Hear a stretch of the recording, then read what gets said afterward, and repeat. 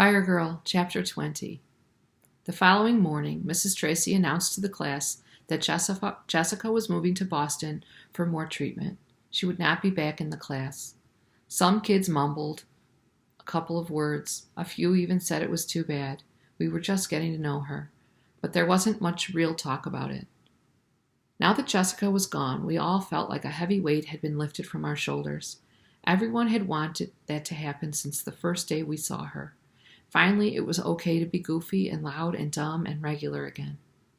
As Mrs. Tracy started into science, I glanced up from my desk. Courtney looked as if she were going to jump up and storm right over to me, but she didn't. Jeff didn't say much all day, and that was fine with me. After school, I went straight home. From the little window in my room, I could just see the black end of the moving truck parked in front of their house. I actually started over there. I wanted to see her again. I wanted to talk to her again. But halfway to the corner, I stopped. Beyond the front of the truck, in the driveway, I saw her mother holding a cardboard carton under one arm and pulling at the minivan door with the other. She tried once, twice, then finally got the door to slide open.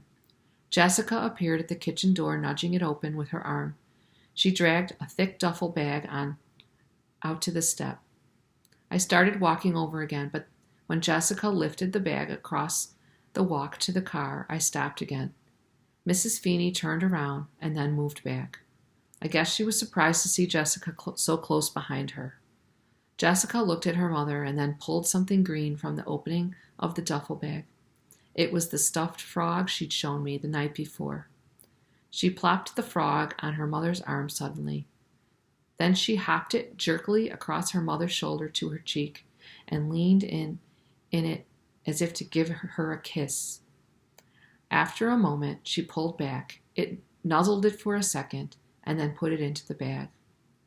All of this was done without either of them saying anything.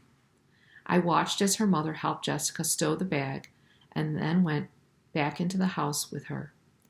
Slipping her arm around Jessica's waist, that was all there was to see. I turned and went back home. The rest of the afternoon, I just lay on my bed. Movers went in and out of the place carrying boxes and furniture, less and less each time. I spent Jessica's last day there staring out the window until it got dark. The next morning I looked out, but the truck was gone, and of course the minivan was gone too. The air was cool. Fall had finally moved in. It took me almost the whole day before I realized I wasn't sweating like I had nearly every day since school began. In fifth period, I caught Courtney looking at me again. She did nothing then, but at the end of the day, as the last buses were called, she surprised me at my locker. "You were nice to her," she said, coming out of nowhere, to Jessica. Her voice was soft and nervous, looking into her eyes that close. I was surprised to see after all this time that they were gray.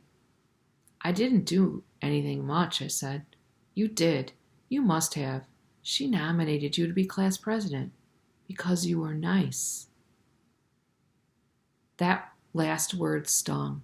I started shaking my head. I had so wanted to get all the feelings out of me for good.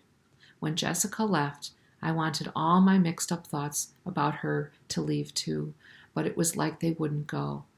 Now, as I stood there, the hallway thinning out, they came flooding out of me. I didn't know why she did that. I tried to nominate her, but I didn't get to. I wanted to do so much, but I was so stupid and so scared. And now, she's gone. My nose burned suddenly and my eyes filled up. "I'm sorry, this is so dumb." I started to turn, but Courtney reached out and touched me on the arm. It was a light touch. I saw that her eyes were wet too. "I think you probably made her feel better than anyone else did," she said. "You went to her house. You took her homework and everything." I shook my head again. "Mrs. Tracy told me to." "But you went. No one else did." She stopped for a few seconds. "Anyway, she had at least one person here who she liked. She liked you." I wiped my eyes and swallowed. "Maybe." I'm pretty sure. That was all. I didn't go into Jeff's house in the afternoons much after that, even though a couple of weeks after Jessica left, he began inviting me again. He didn't move or go to public school after all, but it was too much of the same stuff all the time, and I just didn't want to hear it. Hanging with him and talking and laughing at the stuff he did didn't seem right anymore. My mother asked me why I didn't go to his house like I used to, and I said that the 7th grade had more homework. I'd have to stay in the good reading group level, I told her. My excuses to Jeff were pretty lame, too. I had to clean my room, move some plants, rake my grandparents' yard. After a while, he stopped asking and did more things with Rich instead. I thought it would never be like the way Jeff and I had done stuff, but with his empty house after school every day, at least he had somebody to hang around with, and Rich was okay. Jeff moved back to the seat next to me, and he and I still talked in school. Sometimes he was pretty funny, but it just wasn't the same between us after Jessica. At first I wondered how long she would even remember being at St. Catherine's. I mean, what was the big deal with us? The way she went from city to city and school to school, how could she remember the one class over another? All the faces staring at her like ours did. Everyone's so afraid of her. We must all blend together and get all mixed up after a while. She had more important things to deal with than to remember all the dumb people around her. She had to live. Her days were filled with stuff so bad I couldn't barely imagine it. But I did try to imagine it. I found myself zoning out in class, wondering what was happening to her. If she was in some hospital, if she was in another school, and it was high school this time where she should have been. Where in the classroom did they put her desk? Did they make up stories about how she got burned? Did she still have that picture with her? Was she looking any different? Would she live as long as me? On the outside, it doesn't look like very much happened. A burned girl was in my class for a while. Once I brought her some homework. In class, she said my name. Then she was gone. That's pretty much all that had happened. I wish I could say I was a better person because of Jessica, but I'm not sure. Every now and then, I wonder what she would think of the things I do or don't do.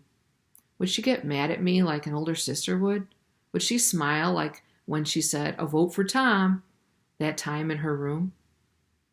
Once on a cool night, I imagined we were talking in her dark room again.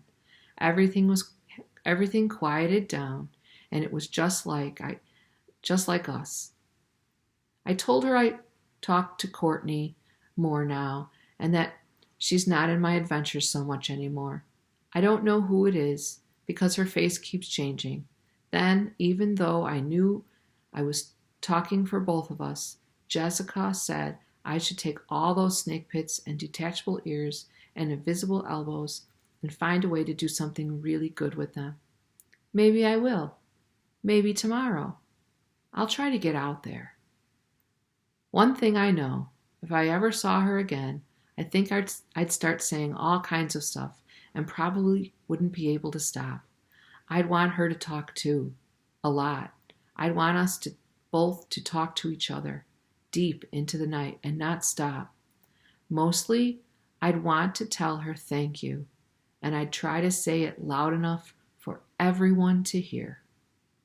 And that is the end of the book.